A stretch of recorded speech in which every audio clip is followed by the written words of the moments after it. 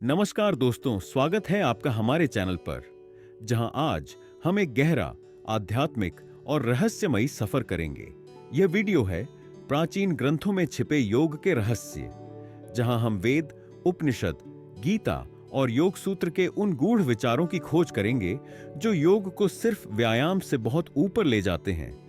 यदि आप भी जानना चाहते हैं कि योग कैसे केवल शरीर नहीं बल्कि आत्मा, चेतना और ब्रह्मांड से जुड़ने का मार्ग बन गया, तो यह वीडियो आपके लिए है। सबसे पहले हमें समझना होगा, योग शब्द का अर्थ क्या है। यह शब्द संस्कृत धातु युज से निकला है, जिसका मूल अर्थ है जोड़ना, संयुक्त होना। आसान भाषा में योग का लक्ष्य है आत्मा और परमात्मा को मिलाना। योग के दो प्रमुख आयाम हैं, एक है बाहरी आसन प्राणायाम पर दाएं हाथ से की जाने वाली शारीरिक क्रियाएं, दूसरा है आंतर्यामी चिंता, इंद्रियों पर नियंत्रण, ध्यान, ध्यान की गहराई और अंततः समाधि। जब हम योग की परिभाषा देखते हैं, चित्त वृत्ति निरोध, योग सूत्र 1-2, तो स्पष्ट होता है योग मन की वृत्तियों का निरोध है। मतलब है मन की व्याकुलता को शांत करना, ताकि आत्मा स्थानीय चेतना से दूर ब्रह्मांडीय चेतना से जुड़ सके। योग का पहला ऐतिहासिक रूप उल्लेख ऋग्वेद और यजुर्वेद में मिलता है। इसमें ध्यान और एकाग्रता से आत्मबोध की बात की गई है। ऋग्वेद में अग्नि और वरुण के मंत्रों में छिपा हुआ ध्यान का तत्व आत्म की खोज का प्रारंभिक संकेत है। वहीं यजुर्वेद रूढ़िवादी हो सकता है, मगर उसमें मंत्र जप और हवन के दौरान ध्यान को विदित किया गया, जो चेतना से कवच धारण जैसी भूमिका करता है। लगभग 700 ईसा पूर्व की घटनाओं का वर्णन करने वाला ऋग्वेद इस बात का प्रमाण है कि ध्यान मात्र शारीरिक अभ्यास नहीं, बल्कि एक आध्यात्मिक साधना थी। उपनिषदों ने योग को एक दार्शनिक आत्मबोध की यात्रा बना दिया।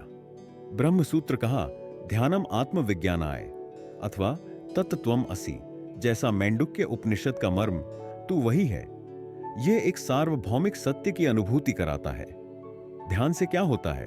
उपनिषद कहते हैं, ध्यान के माध्यम से आत्मा अपने वास्तविक स्वरूप को जानती है।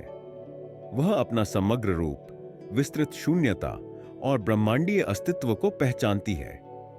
इसमें मन को ठहराना, इंद्रियों को संयमित करना, सांसों को नियंत्रित करना और अंततः चित्त क्लिष्टता को समाप्त करना शामिल है। अब हम आते हैं महर्षि पतंजलि की शरण में, जिनका योग सूत्र योग के सभी अंगों को समर्पित है। उन्होंने योग को 8 अंगों में विभाजित किया। इन्हें कहते हैं अष्टांग योग। वट, यम, अहिंसा, सत्य, अस्तेय, ब्रह्मचर्य, अपरिग्रह 2 नियम, शौच, संतोष, तप, स्वाध्याय, ईश्वर प्रणिधान, 3 आसन, स्थिरता और सहजता वाला शरीर की मुद्रा, 4 प्राणायाम, जीवन शक्ति की श्वसन क्रिया को नियंत्रित करना, 5 प्रत्याहार, इंद्रियों का वशीकरण, 6 धारणा, ध्यान की तैयारी, एकाग्रता, 7 ध्यान, मानसिक निरंतर प्रवाह, 8 समाधि, आत्मा का परमात्मा से मिलन। इन 8 अंगों से जीव का संतुलित मन, शुद्ध इंद्रियां और अंततः आत्म का ब्रह्म के साथ विलय होता है। पतंजलि के सूत्र केवल आसन प्राणायाम तक सीमित नहीं, बल्कि योग को एक समग्र जीवन दर्शन बनाते हैं। पतंजलि का सबसे महत्वपूर्ण सूत्र है चित्तवृत्ति निरोध। इसका मतलब है योग मन की गतिविधियों को रोकने की पद्धति है। मन अनगिनत विचारों, भावों, यादों और कल्पनाओं से भरा होता है, जिसे पतंजलि चित्तवृत्तियां कहते हैं। इन वृत्तियों में 5 प्रकार होते हैं। 1 प्रमाण प्रत्यक्ष। श्रीमद्भगवद गीता में योग को 3 रूपों में परिभाषित किया गया। 1 कर्म योग, सही कर्म, विप्रतिपन्न गलत अनुमान, 3 स्मृति याददाश्त, 4 कल्प कल्पना, 5 निष्कर्ष अंतिम निर्णय। जब ये वृत्तियां बंद हो जाती हैं, निरोध, तब मन शांत हो जाता है और आत्मा पर साक्षात्कार होता है। श्रीमद्भगवद गीता में योग को 3 रूपों में परिभाषित किया गया। 1 कर्म योग, सही कर्म करना बिना फल की इच्छा किए, भक्ति योग, समर्पण और परमात्मा में आस्था, ज्ञान योग, आत्मज्ञान और वास्तविकता में प्रवृत्त होना, योग कर्म सुकौशलम। बुद्धिमानी से कर्म करने को योग कहा गया है। अर्जुन की मानसिक उलझन पर कृष्ण कहते हैं कि कर्म से मत हटो, लेकिन उसे ईश्वर को अर्पित करो।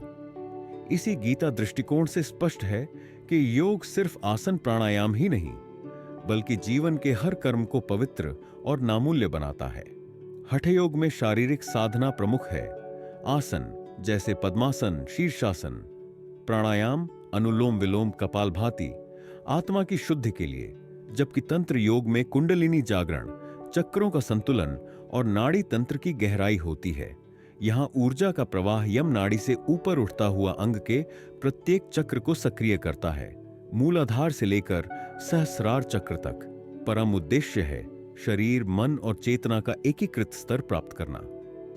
आज के समय में योग को हम ज्यादातर स्वास्थ्य फिटनेस तक सीमित कर देते हैं, स्ट्रेचिंग, फिटनेस, वजन नियंत्रण।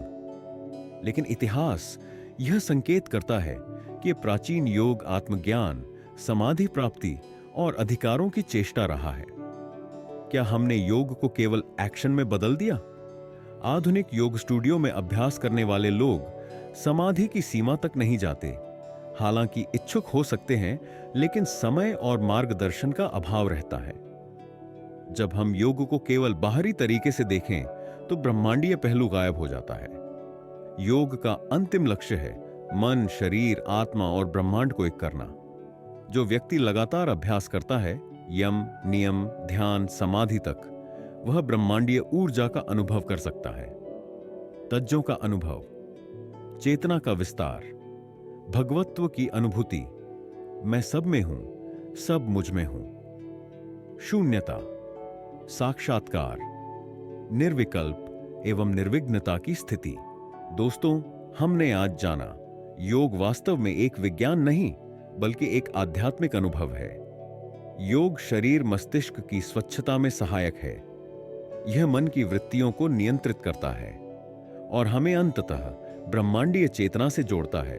अगली बार जब आप योग करेंगे, सिर्फ शरीर की मुद्रा नहीं, ध्यान से करें, भाव से करें, आत्मा से करें। अगर आपको यह वीडियो पसंद आया हो तो इसे लाइक करें, अपनी टिप्पणियां नीचे लिखें और हमारे चैनल को सब्सक्राइब करके बेल आइकन दबाना न भूलें, ताकि हम साथ साथ इस आतंरिक यात्रा को आगे बढ़ा सकें।